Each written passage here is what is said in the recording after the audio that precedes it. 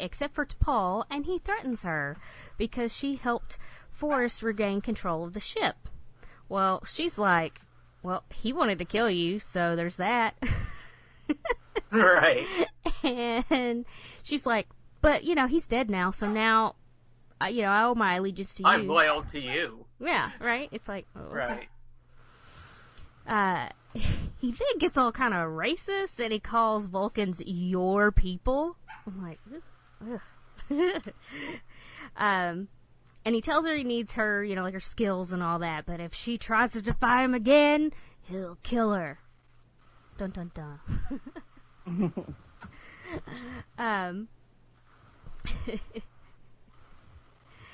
And I put in my notes that Archer has the attitude towards Vulcans that aged white male baby boomers have towards pretty much anybody.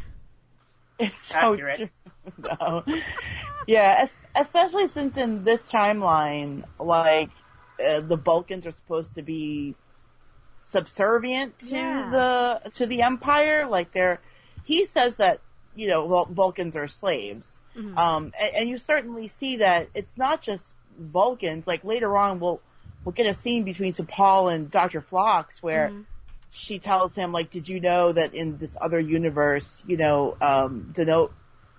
Denoblians? That works for me. I'm blanking on the name of this race. That his people and the Federation are equal, like they have equal rights, and he's intrigued. So you kind of see, like, this is a pretty racist society that they're running here. Like, the humans are in charge, and all of the non-human species are subservient. It's pretty gross. Mm-hmm. Usually, yeah. Like, I don't even know. I'm thinking, I don't even know how they could do that, but then it's like, well, you had like a little island of England do that to lots of other cultures, and I mean, they weren't the only culture that did that, but you know what I mean. It happens, and that's sad. Oh yeah, I mean, it's a reflection of our own society. Mm-hmm. Mm-hmm. For sure.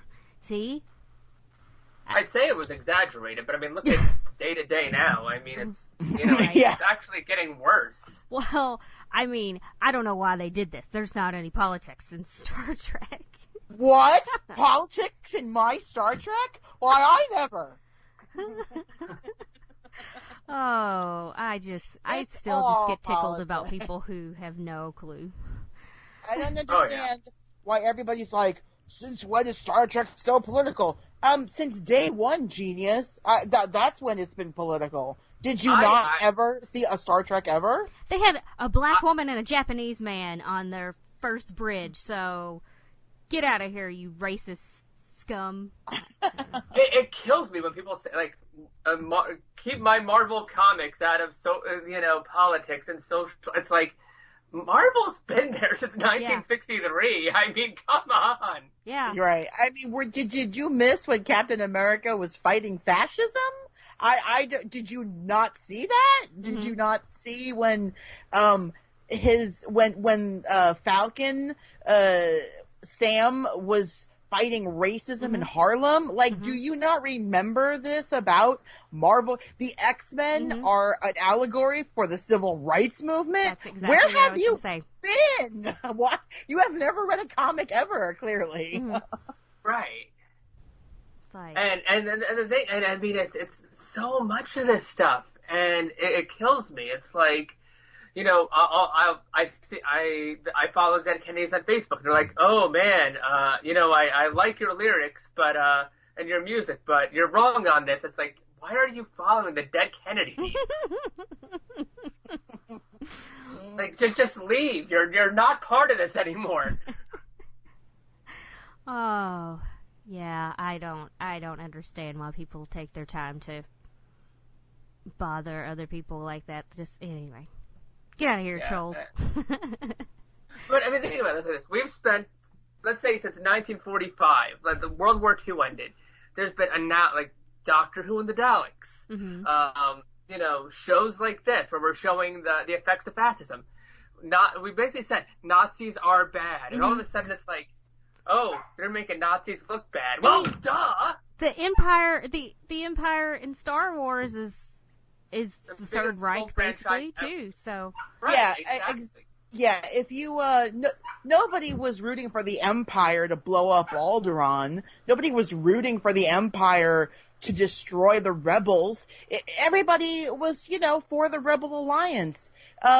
You were anti-fascist then. Guess what? Because the Empire is fascist. So I don't understand people who don't see the politics in it, because it's just, I don't know. Anyway, we're just, yammering on about politics. But the point is that, this is not a new thing. There have always been political issues addressed by major pop culture works. It's a reflection of the world that we live in, right? Life imitates, art imitates life. Exactly. That's the thing. Even if it was something that we inherently disagreed with, most of the time, like I remember reading, my dad telling me when I was a kid, that the Beatles would open up their newspaper, see a story, and write a song about it. That's how you get crap like Maxwell's Silver Hammer. But, it's the point being is,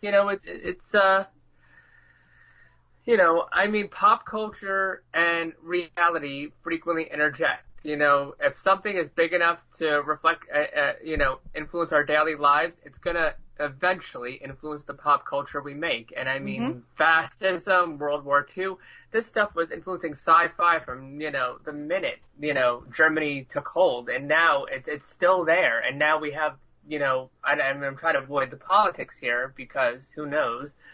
But we have the current situation, and it just kind of carries on from that.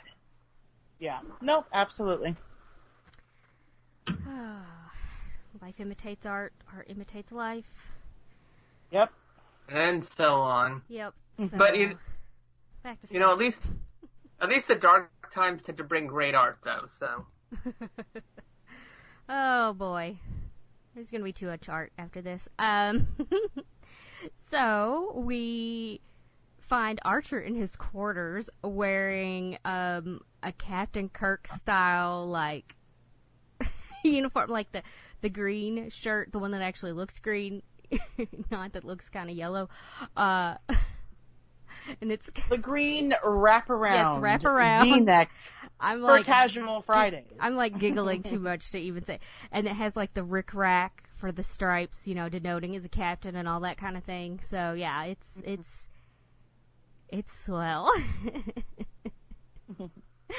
And Sato comes in and finds out that he's been looking at the historical records, and it has all the parallel universe information about Starfleet and the Federation and their alternate counterparts' service records. So he asked Sato, if she would like to know who she marries or how she dies in the other universe, and she's just like, no, just stop.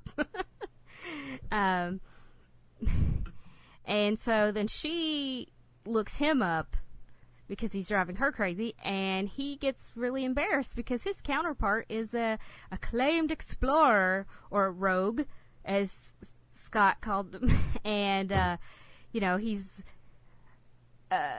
got planets named after him, and he's kind of like a peacemaker and diplomat and all these kind of things. And this Archer is mad because his version of a great man is a conqueror, and he's going to take over things because he's going to be the emperor, blah blah blah, and she tells him to forget about it and just remember how happy the emperor will be when he sees this ship. And he's just like, I'm going to be the emperor, lady. I don't know about that. I'm taking over. Which, it just seems sort of funny that he was really embarrassed by his service record in the other place because he'd done so much, but it was just because I guess he thought he was a pansy or something.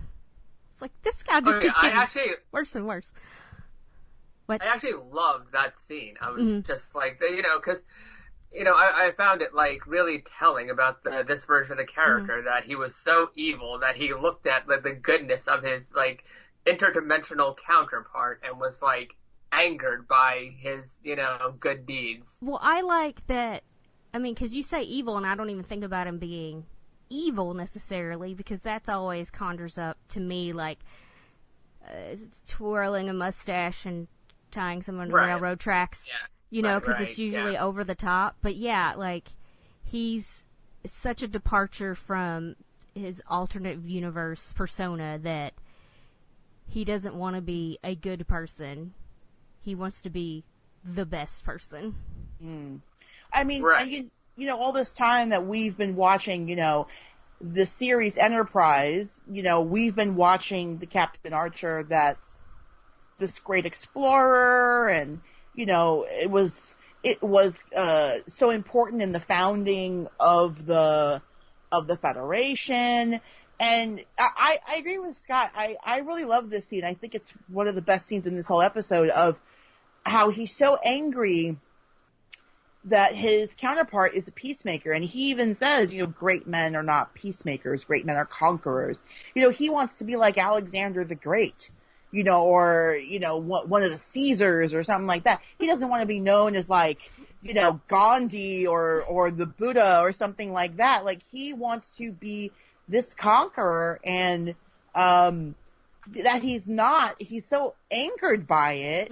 It becomes even more motivation for him to just, now he wants to be the emperor. Like, this is like almost now becomes his drive for what he's going to do the rest of this episode. Side note, why, like, he would know what happened to Julius Caesar or Alexander the Great or something, and know that people murdered them, basically. True, but I mean, like, but that's what he play. Like, that's kind of, because I don't understand. I guess because I'm not that kind of like, usually I can wrap my mind around things, but for me, I'm like, I don't know why somebody would want to do that kind of thing to get somewhere else, because someone else is going to do that to them, and that's how all, like, a lot of the mirror universe people are in these things. But I think I'm not saying they did a bad job. I think they did a good job of this, because he's not just a mustache twirling guy, you know, like, he's a person, but he's a bad person, not that he's just a villain. Does that make sense?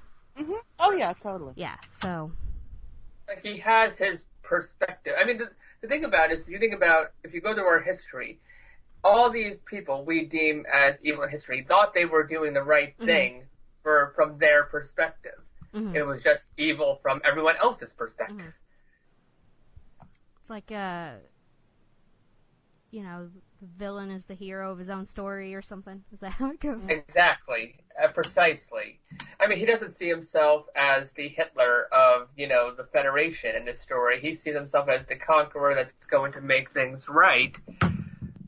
But, I mean, in the process, you know, he can't view himself through the eyes of the evil that has come before.